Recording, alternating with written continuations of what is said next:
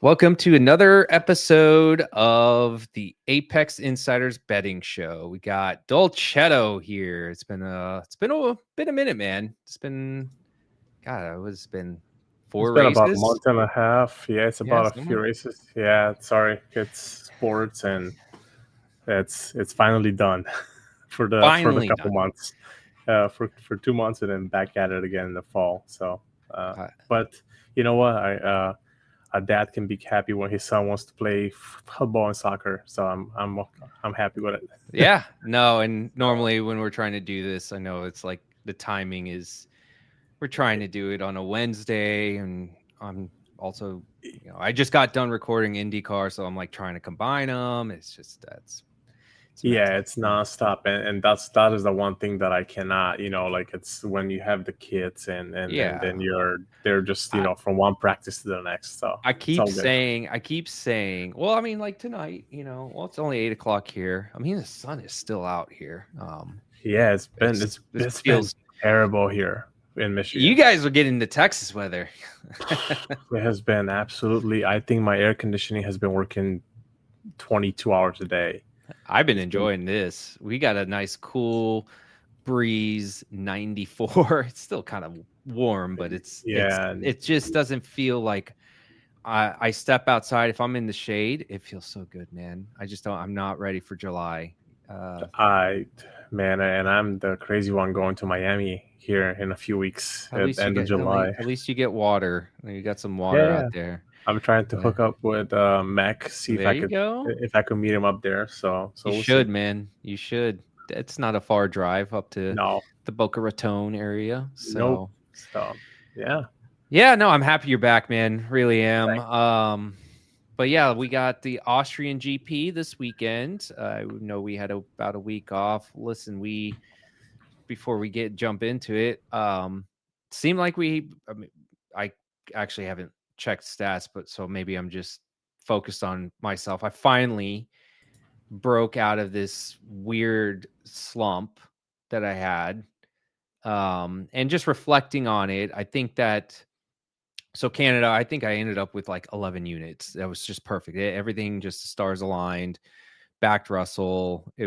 Everything worked. And I'm like, man, well, what that happened? was And it beautiful. Like that just, was I mean, 19 yeah. it worked out, right? Like, I'm just trying to reflect, like, what was it in the other races? So I just thinking just through the season so far, because we're almost in the halfway mark.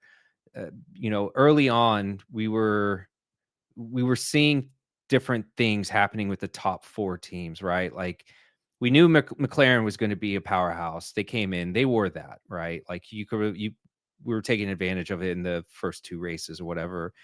Then there was a little mix up, right? So Red Bull had their struggles still continuing from last year. Ferrari just, you know, they were just not there, right? I don't They think if they get a result this weekend, I think they're gonna start to focus on next year. Honestly, like Well, I that's mean, they've already got these upgrades coming, so it's happening, right? they Like have they're gonna one this week and one planning for next week, right? one this weekend, which I'll get into that, and then potentially Silverstone, or could even be pushed to Spa. I don't see it being pushed to Spa, but what do I know? Yeah. But yeah, like going back to this Ferrari, they changed their suspension. They came in with this new design, and that's really hindered them. Now it's hindered them with qualifying, but their race pace has really it did show out. So that's what these upgrades are made for, right? Like, but they underperformed to our expectations. um I'm gonna say, like, I kind of felt like this was a big risk. They may not be the way they were, and to me they came out the way I thought they would come out. I just didn't know how, like, what was the impact going to be, and now we know what the impact is. Mercedes is kind of iffy, tricky, right? Like, we kind of saw some strengths and then some weaknesses. Throw in the factor of these new C6 compounds. The midfield is closer, new drivers to new teams. I think there was just a lot of this volatility that even I got caught up in. And by the way, it's been actually harder to predict FP1 this year. I mean, it's always hard to predict practices, but the trends that we usually use year in, year out have just it kind of felt out the like window. you just, now it really did become like, okay, now it is kind of a crapshoot. However, I think that we're starting to get to a point in the season where we understand where the team's strengths and weaknesses are depending on the track. Based on these newest upgrades too, there are more coming, but I feel like as we get through these next few races, we should be more grounded as we get through the remainder of the year of what to expect. Maybe I don't see teams are going to be putting a whole lot of, you shouldn't see a lot of upgrades. You should be seeing like circuit specific differences, but that's just me reflecting on that. But yeah, let's kind of get into. I mean, I know a lot of teams do a lot of changes for Silverstone every year, so we should be They expecting do. to see. I mean, some there's going to be, there's still, yeah. there's still going to be some upgrades like next week. Is it next week? Yeah, next week, and then going into Spa.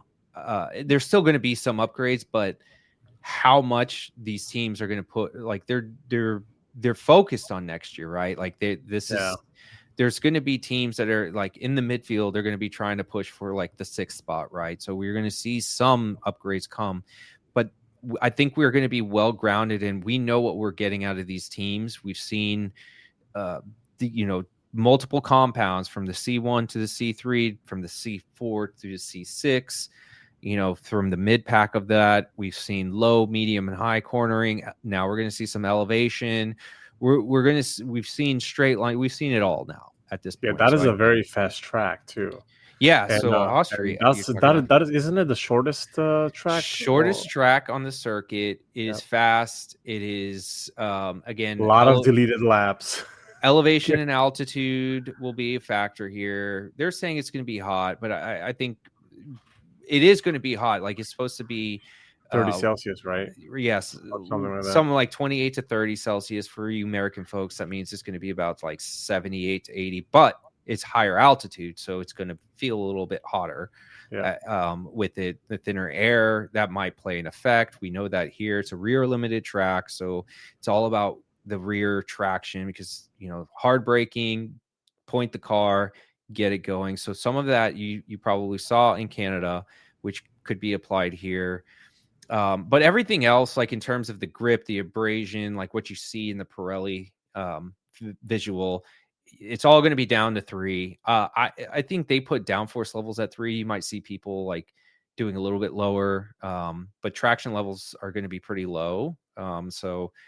The key in this one is, yes, it is shorter. So the difference between like a Canada versus this is there's literally zero margin for error in Austria because pay the rookies. Well, no, actually I would not, because this is a track that everyone's very familiar with. It's almost in every freaking sim game. They race in this track. They have experience, but it's just going to be margin for error because everyone is going to be trying to better their time. They are going to better their time every moment. So that 10th of a second is going to matter. And then some are going to push it so hard. And now with the, we saw this last year, they changed, I think it's the last 2 turns where they put the sand, the gravel. So that means that team, you avoid track limits. However, if you don't get it right, you can be stuck in that, and that is its own track limit. You're just going to get it in the mud. I always get that second to last turn on the video game. I can never. I try as fast as I can, and I just cannot. I love the track, but it's hard. But... It is like it's easy in theory, but it's hard to perfect it consistently unless you especially when you go up to that long straight and then you have that sharp right turn, and then when you have to go to the little circle, oh man, you have to just watch the speed. And that's what professional, right? And that's what I mean by like margin for error. If you mess up just slightly on turn 1, that might mess up your entire lap, right? So mess up turn 3. Technically turn 2 is in the middle between turn 1 to, I don't know. It's like the little weird. Yeah, but turn 3 is where Max and Norris collided, right? Correct.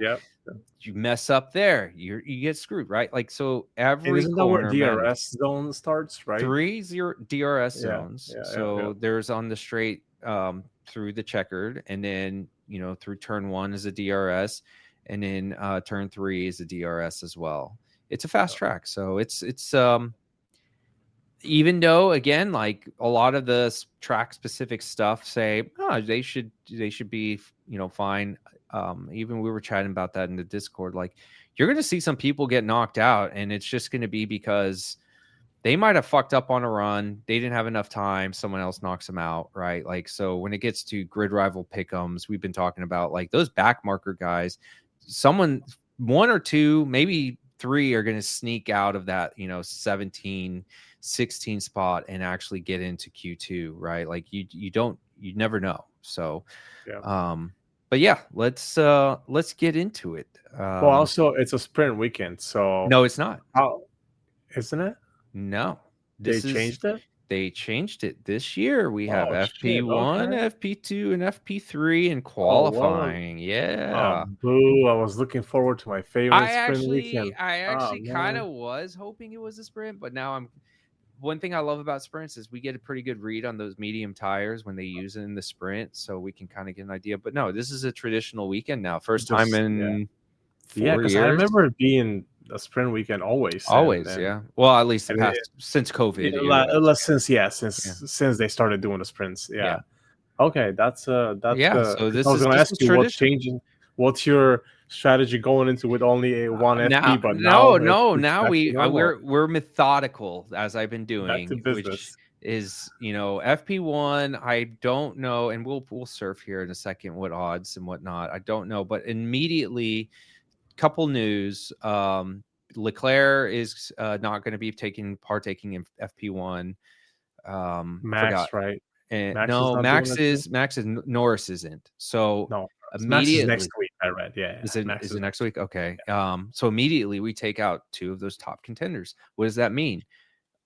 If you do have FP odds, which right now the only location with free practice odds is DraftKings. And there's an opportunity. I think so. I know I already got one.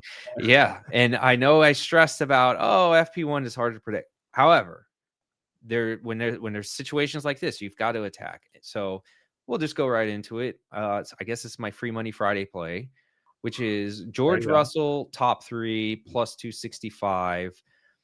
Given the fact that you don't have Norris, you don't have Leclerc, that immediately removes some of your variance there.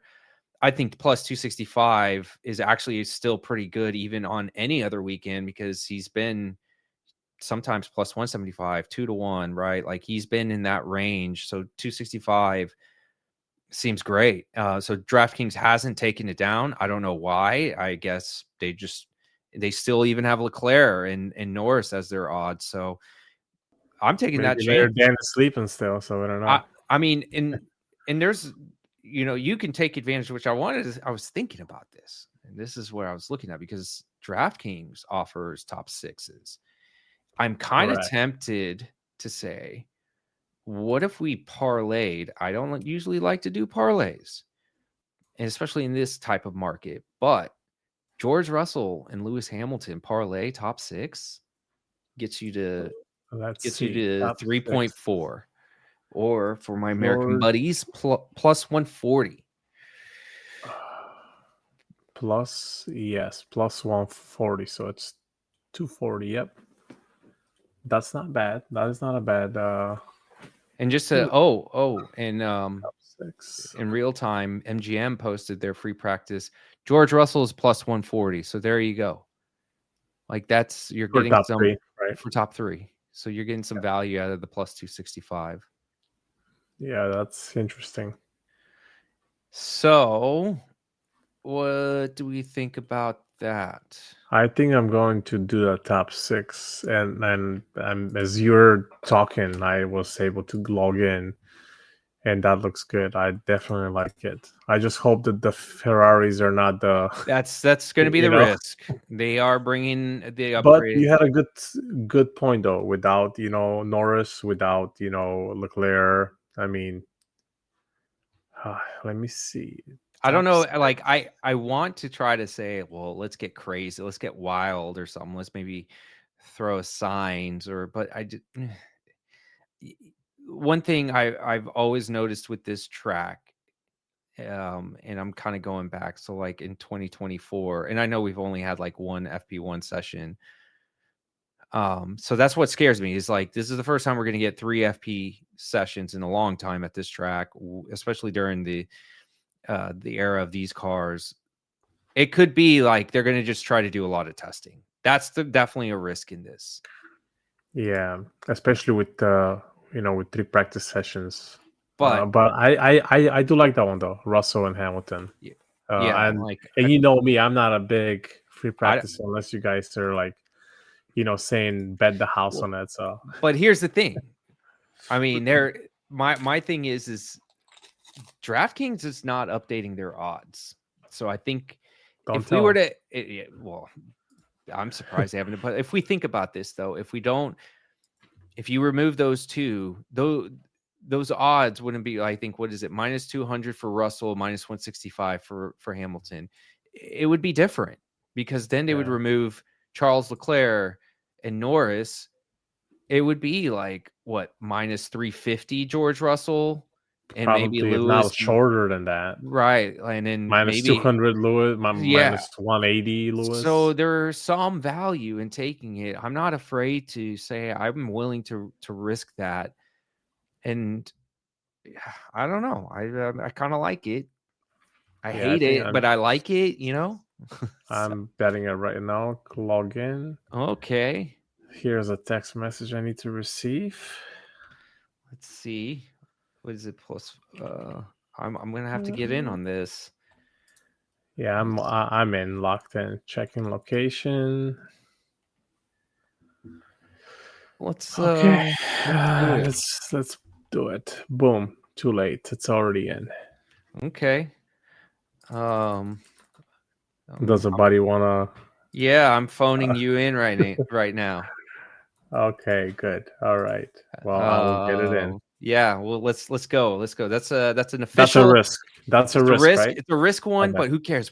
It's FP1. Who cares? Let's go. Let's fucking go. Let's start the weekend. We're gonna make it back anyways in race qualifying wherever.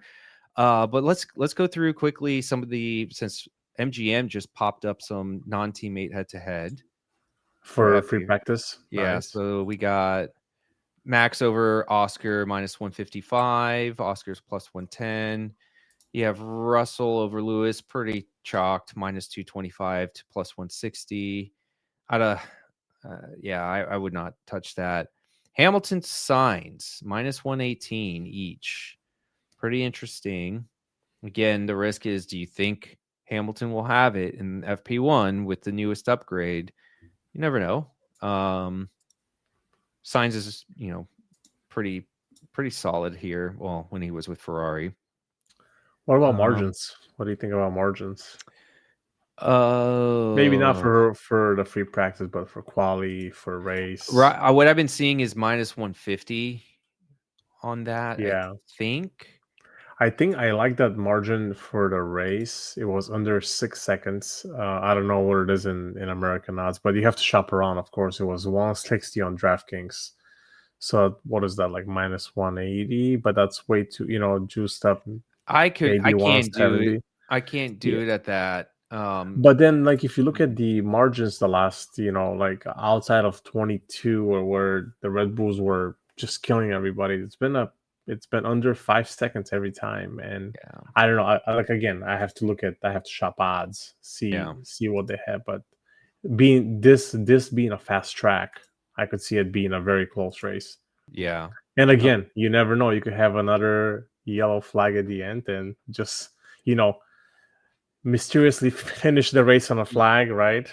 You never know. We can never finish a race on a flag, right? But yeah, I don't want to chalk to it, but I mean, yeah, no, I get it. Actually, I forgot to mention this because you were talking about the upgrades. Let me quickly mention that to everyone. So Ferrari is bringing a front wing. They're bringing a new floor. So the floor is supposed to help just with some of the, more efficiency in their downforce when it comes to hoping they can bridge that gap in qualifying. The only thing is we don't know, like, how does that actually impact their tire degs. So that's something they're going to be testing throughout the weekend. Red Bull is bringing a new aero package, which should have some new wing profiles, braking, cooling. That's what they're going to try to bring some improvements there. Just more airflow optimization. So they're aiming for aero efficiency, but also to help them out with their tire deg, because they still have a little issue with the rear deg, is what I'm hearing. And then, of course, for braking as well. And Mercedes is just trying to improve on the recent upgrades. So they're just trying to bring, I think they're bringing a front brake enhancement and something with the rear suspension. So should probably help them with their grip. So yeah, sorry, that was. I know it's that is really good information for the people who probably not be able to read it and stuff. Yeah. But I have one for you here that I'm shopping around on your second favorite betting site, Bet Rivers. Ooh. They actually have for a free practice the 2 rookie guys, the 2 reserve drivers head to head. Who are you picking? Wait, for a matchup? Are they really? Yeah, they have I'm getting in there. They have practiced. It is the only matchup. It's the only bet they're Only offering at the moment. matchup. Wow. And it's the 2 guys. So who you go with? I mean, I don't know much of. I've heard of the names. I don't know these guys, but I mean, Beganovic. I'll tell you this, man. I would not chalk at all for a reserve driver. I feel like I've taken this something similar to this. Let me see. But if I'm gonna pick, I'm taking Bejanovic. Is that how you say his name? Yeah, I took in Bahrain Bejanovic over Iwasa, and he was at plus 120 at the time. Should we fucking do it? Oh, you're on mute. Oh, or something. Sorry, there he is. There he is. Yeah, I mean, like that's a very I mean, I don't know Alexander Dune. I gotta actually look him up right now, but I almost really like that play. He's 19. He's 19 years old, and let's see. Has he actually raced? Let's see what his performance is like at Austria. I guess it doesn't show. No, he hasn't raced there yet. I feel like we should, because he has the experience with the car, you mean, right? Yeah. Right. Yeah. I mean, he's driven the car. Fuck, well, let's do it. Well, but the one thing to say that Alexander Dune, or however you say his name, he's one of the favorites, top 3 to win F2. So maybe I don't know if that has anything, if that's gonna change your your mind. But I mean, there's nothing to handicap other than I'm just taking a guy that's driven in this car already once. I've backed him once.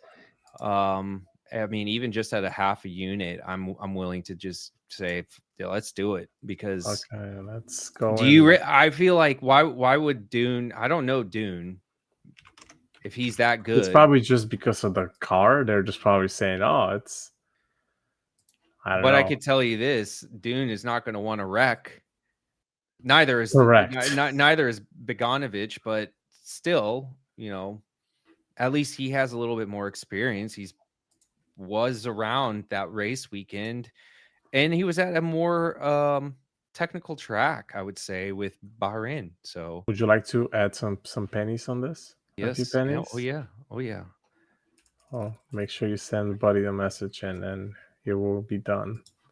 So Beganovic, right? Yeah, that's a great shout, man.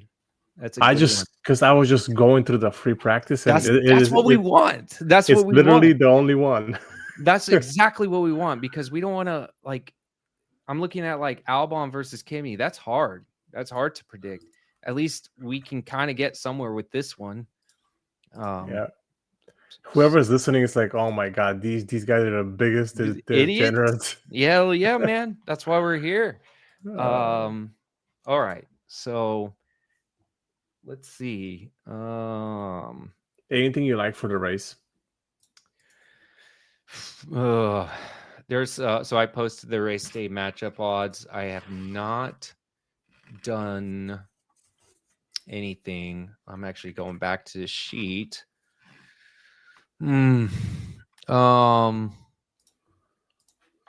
While we talk about it, while you're looking at it, I did see that Jensen, that was one of the plays I really liked, was the over 18 and a half. Yeah, I just haven't seen it. Like, maybe it's on DK. They have it on DK on the race for the classified. I love Over it. 18 is 183, and then I'm all over that one. And I just seen that he posted it as well. I think earlier.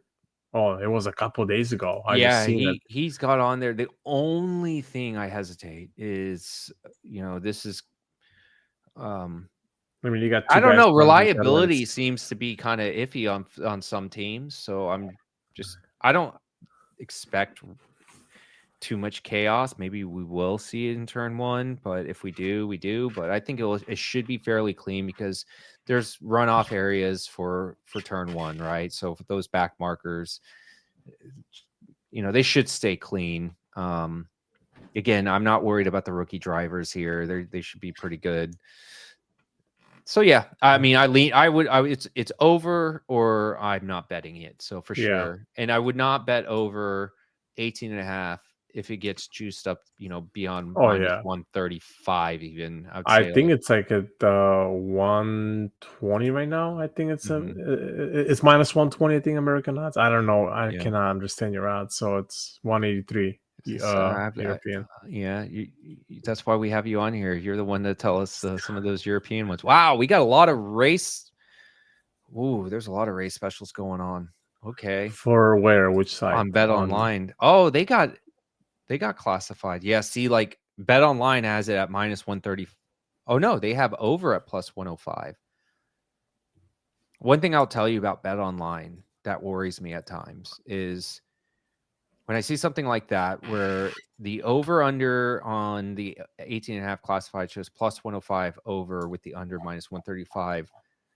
There's someone out there, some silent Formula One better for all I know, that is hammering some of these lines because it's at minus 135.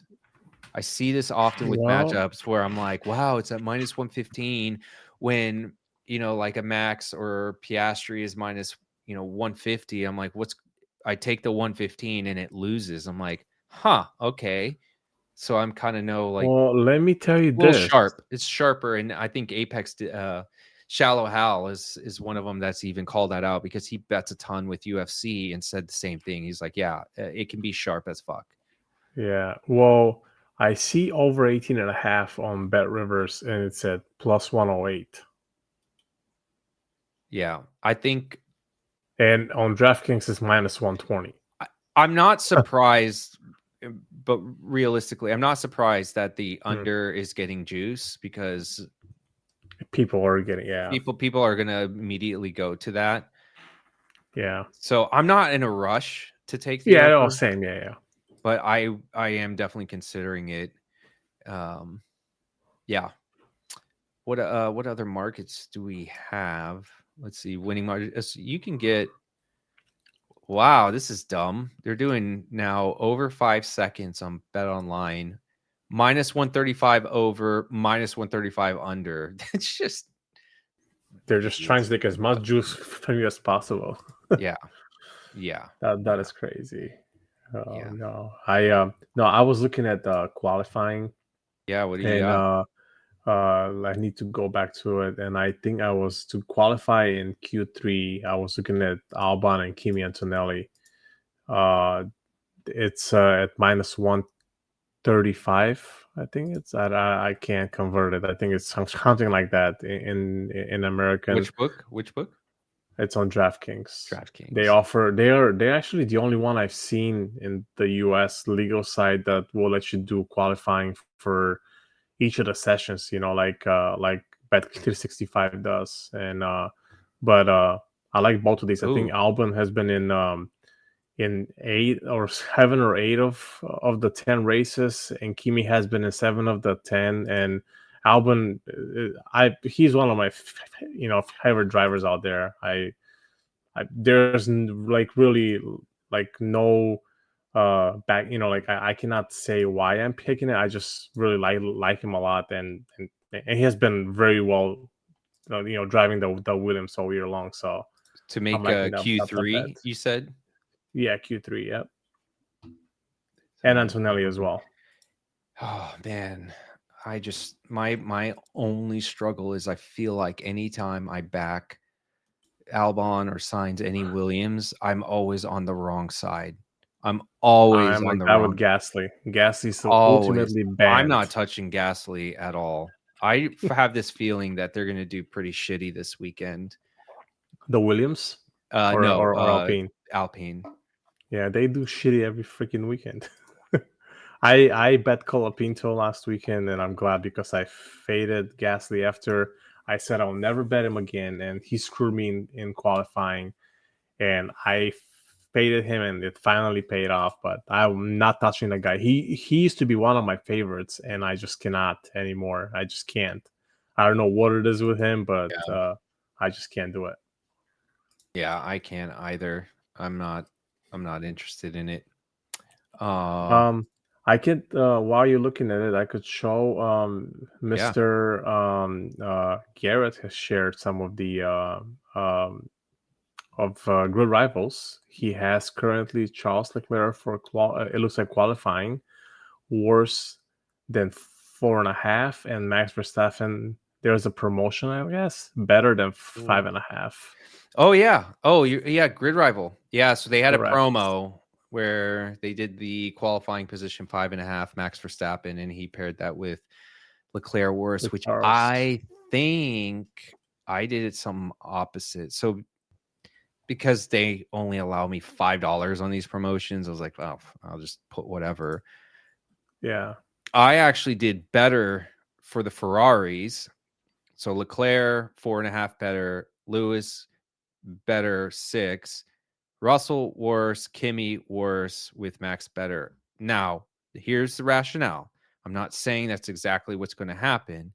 However, there is a possibility, because what you're going to see is if as long as they don't really, screw this upgrade up, all 4 teams are going to be within like so close margin. Like it could just be just a fart in the wind that just puts that driver gives down, you a little boost. Right. Exactly. So now that's could be the difference. So you could see like Russell being in 4th and Kimi in 6th, and then Hamilton 5th and Leclerc in 3rd, and then Max in 2nd. You're right. Like it could be shuffled around. So it's more of like a correlation play that I'm doing for that. And another reason being Russell's at his, I mean, I still think he could do well here. I just, again, going back to margins are so tight. When you have a number at 3.5 for Russell, and then you have both McLarens, that's the ceiling that you want to stick with, is the 3 number for Russell until proven otherwise, right? Like he's just consistently being 1 or 2. But right now that's his ceiling. So I can't go better on that. Now, maybe I will do something. I don't think it's going to change a whole lot.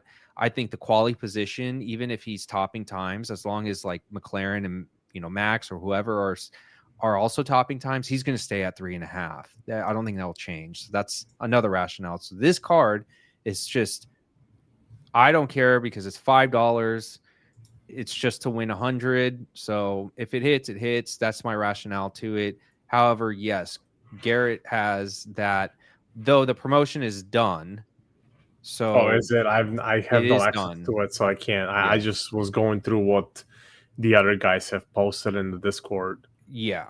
So here's something interesting is I just, because I was popped into the chat, I guess I didn't fully see what all the odds were, but I am now checking. Winner of free practice, Max is to win it on MGM at plus 125, when you can still get 5-1 on DraftKings. Honestly, on quali, you mean? No, FP1. FP1. Yeah. For Max, I'm seeing plus 550. Yep. And then look, I mean, Russell is at 8-1. I'm wondering, like, do we take a chance on that? I don't like doing the winner of free practice right away, but I think DraftKings is giving us kind of a gift here. I feel like it's almost worth doing that, and I kind of want to sprinkle it. Oh, it's tempting. If you are a punter and you want to have some fun, I will endorse you just having fun and doing like Russell. If you want to throw in Hamilton, go for it. 14-1 because MGM has it at 10-1. I guess it's not too far off there. But I think Russell's a good play at plus 850. I'm going to stick to what I have with the top 3 for now. I may hit you up if I get convinced otherwise. Damn, do I? No problem. Yeah. All right. Well, I don't know. Is there anything else that you like? I'm just looking just what the sports books have and just I got to sprinkle something, right? I got to do both Mercedes cars to finish in top 6 for the race is plus 105. I'm just looking on FanDuel. They have like specials where they pre-build and stuff. Mm-hmm. And there's just a lot of stuff. Man, they have so much stuff. Yeah, I'm looking at the matchups now on FP1. Ooh. Part of me, you remember we were doing this last week. Actually, I should probably see if XBet has anything. But last 2 races, they kept putting us Alonso with Gasly. We would all go Alonso and FP1. It wouldn't hit. And then we were going back to the well for FP2 and it hits. Like I was I was doubling down on it, just saying, nope, I'm going to make something out of this stupid matchup. Yeah, they don't have it yet. I'm tempted. I want to see if they do post it, but I think maybe I'm going to try to go against the grain. I think I'm going to do Gasly FP1 over Alonso because it's minus 118. And then you fade it the second round. Although I don't know. I think maybe Aston Martin might struggle a little bit here, but it's Alonso. I can't. What book is that one on? MGM. MGM. Yeah. I want to say that he's actually struggled in Austria. Let me go back and see here. They have, I mean, he got like, Stroll was beating him last year in just about every session, including the sprint. And then in qualifying, God, Stroll was awful, but Alonso was 15th. He started. I know why he's still in F1, but that guy does not deserve a seat in F1. I think this could be a good weekend to say we might need to consider fading Alonso. I think so. Say it and we do it. I mean, he was even getting outplayed by his teammate, man. Even though Stroll and Alonso ended up 6th and 7th in qualifying in 2023, I mean, he couldn't beat his teammate until SQ2 in 2023, and it finally beat him in SQ3. The sprint, he started ahead of Stroll in the sprint and lost to him, even though they ended up 4th and 5th, but that was just because they had a better car at that time. And in the actual race, he was behind and did complete it. So I don't know. I think it's worth a shot. Maybe he does struggle here. I think it's worth a shot, just also based on the trend we saw where like Gasly was beating him in FP1, but then he came back in FP2 and beat him. So anyways, well, let's try to find any last minute odds. And while I'm looking at, how we're talking about the margins and stuff, and I'm looking on Caesar's winning margin over 3.5 seconds is minus 125. Under is plus 100.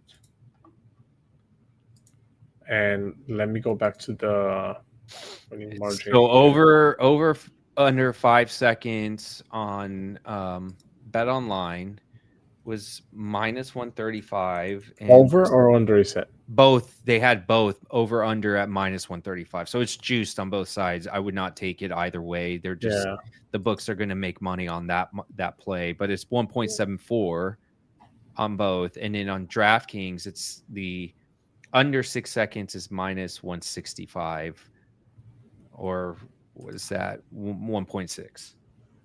Yeah, because I see it here. Well, interesting. I guess we need to keep an eye on it because I'm seeing under even on FanDuel, under 5 seconds is minus 160. Mm-hmm. And yeah, that's interesting. Yeah. Well, let's see. British. I just don't. Man, there's so much stuff that is out there. I've been trying to think. So for the listeners, someone asked me where does VCarb end up? I honestly don't know, but if I had to guess, I think they should do fine here, at least Hajar. I just think that the margins are going to be so small. Like if there's anything I could say is go session by session. Let's see. Don't push. Let's see what the trend is. I don't want to make any big calls this weekend. I do think Mercedes can still continue, but it wouldn't surprise me that the other teams it's just going to be so tight that it could just be the littlest thing that brings them down to third place. I still feel like McLaren is the team to beat here. The car should be fine. It's a short track. I also think Haas might be doing better than we expect here. Just because it's a shorter track, it's, I think that they especially qualifying. I think they should do fine. I really, really do believe. So can I say something? Because I'm looking at most laps led by any driver. I've been betting these here and there depending on the track. That's a good one. It's over 46 and a half. This is 71 laps, right? 72 laps. Is that how many it is here? And it's minus 110. But listen to this, though. Like, I was just looking at it, and I opened up my best buddy, ChatGPT, or Copilot here. In 2024, Max Verstappen led for 62 laps out of the 71 before, the accident with Lando last year, right? 2023, Max led 61 out of the 71 laps because of the pit stops, right? 2022, Charles Leclerc led for 51 out of the 71 laps. So I mean, this is a very fast track. I don't know how. Is there any changes in pit stops? Is there any requirements that you must, outside of the norm? Like, no, it should be a 2-stop race. Yeah. What was the lap number? What was the lap number that it needed to be over under? 46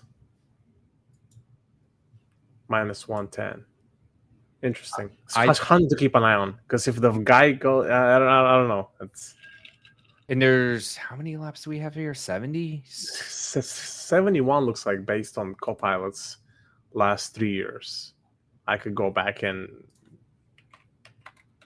Yeah, let's see what the race leaders were. So in 2023, Max Verstappen basically led from up to lap 24. Then Leclerc led for 9 laps, and then Max dominated the rest. I mean, he was in a dominant car. I'm just going to go back to 2022 only, and then we'll do 2024. 2022, Charles led for 51 laps. Max started the first 18.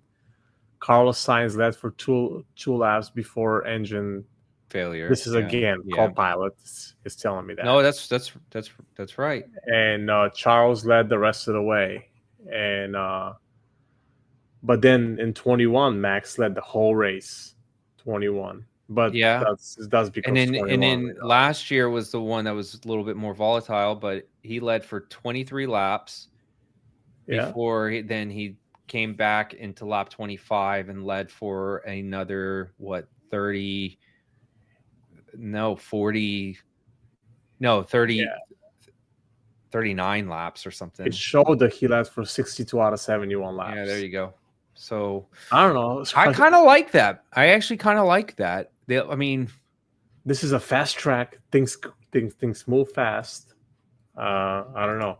The way I see something that will the get way me I see no, it's still going to be the same. What I see out of this is the one risk is if Lando and Piastri are in the mix and then Max plug in one other driver, that's when it gets risky. But if it's 43 or 42 and a half, 46. 46.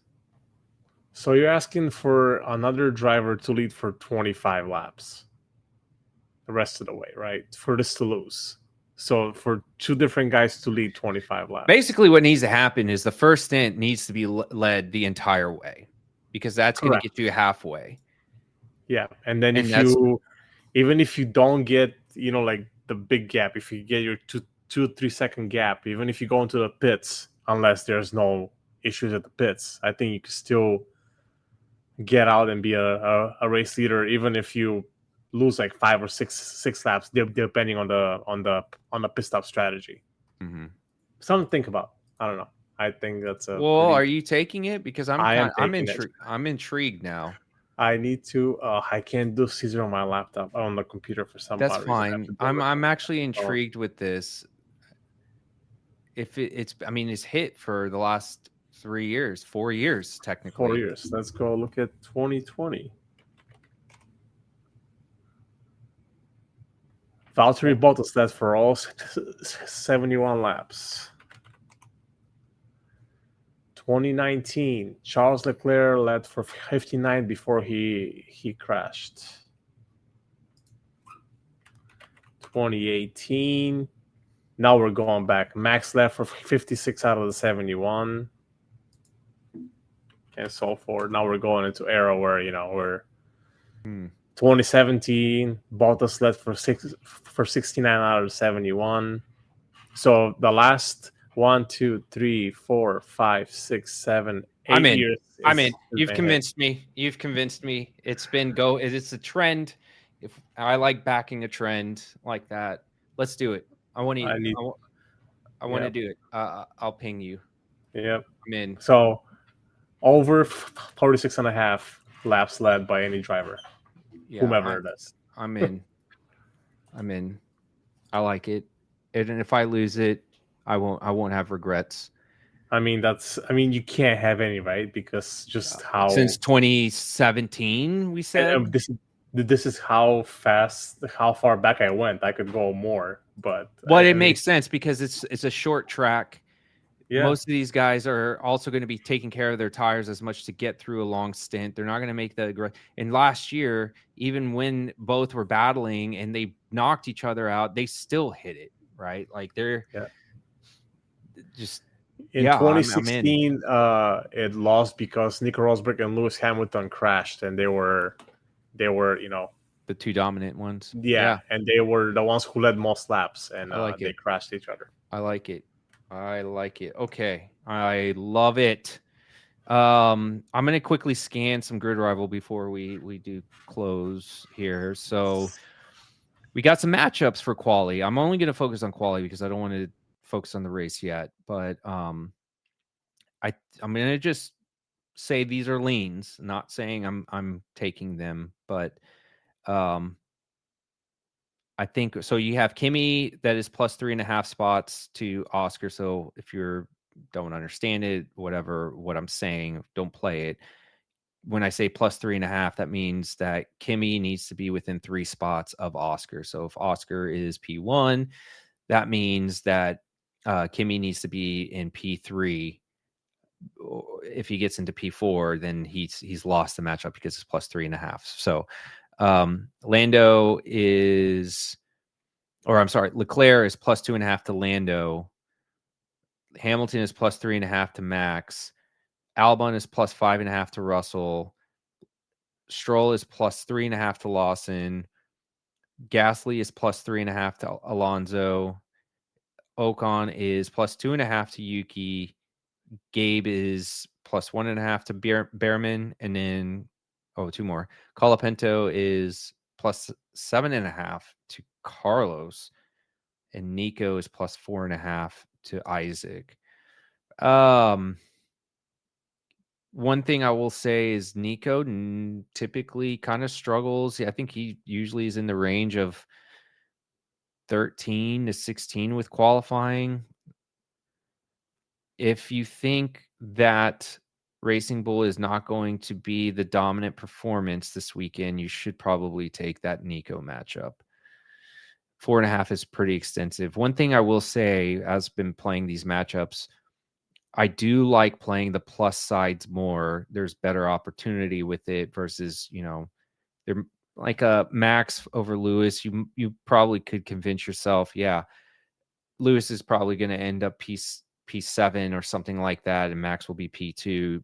That's a risk you're willing to take. Honestly, I'm not really finding a whole lot that I kind of like from this, other than if Leclerc was plus 3.5, I would be taking him to Lando, but plus 2.5 kind of makes me pause there. Oh God, I don't know. Oh, maybe I would take Ocon plus 2.5 to Yuki. I don't know what Yuki's gonna do, but can you really trust Yuki right now? No. I don't know if any driver wants to go into that second seat of Red Bull. Do you want to vomit while making your selection? That's one of them for you. But I do think I really, and this is just, I just don't trust Alpine right now. I think 12.5 Gasly worse it could be a play. I think that's kind of high. I don't think he's going to be in, I think he could end up at 12, but if it was 11.5, I'd be totally taking the under on that. Yeah, maybe taking some of these back markers like Behrman 15.5 over, Gabe 17. I think maybe he could have an opportunity to sneak out of that spot. Someone's going to be down there that you're going to be like, wow, how did they end up down there? So anyways, any last thoughts? Any last bets? No, I think that's it for now. Before we see anything, we'll probably have something out there in the Discord. Oh yeah. Also community bet, one last time around. So that's a good thing. We have a gentleman who has been tracking all the bets in the community bet, and I think for the year we're plus 5 units if you bet every single bet, whatever. And so if you're not in the Discord, you know where to find it. So yeah, man. I think a lot more stuff is gonna come out, a lot more bets. I'm sure Renegade, even though he's on holiday, unapproved holiday. Yeah, unapproved. Unapproved. But no, it'll be a fun weekend right before the holidays for us in the US. Yeah, and early morning, so rise and shine. I'll be up for FP1 and FP2, of course, and then we'll see. I probably say I won't be up for FP3, but knowing myself, I probably will, just because I don't like waking up and then trying to backtrack and do all this stuff before qualifying. I'd rather just sit on my boxers, drink a little cup of coffee at 5:30 in the morning, watching cars go by. So I just wish that DraftKings would release their available bets for race day half an hour. They always go half an hour before a race. I'm like, come on, there's not enough time for us to skim through everything. Always. And but there's something about the way they put it out there too. they release one at a time, and then it just feels cluttered. Like I don't know. I wish they can have it a little bit more organized some way. I don't know. Or just go in and just like release them all at once instead of me. Hold up, I just scroll. Oh shoot, more are coming up, and I'm like, where did I was at? So. Oh well. But no, I hope we have a good weekend, and Yeah, we're gonna have And, lots of grid rival plays too. I'm gonna get in there, but again, be cautious, but also don't be afraid to take some chances on FP1 this weekend, given the fact that we have two of the top drivers, Leclerc and Norris, out of it. So, all right, man, we'll see you this weekend. yes, have a good one.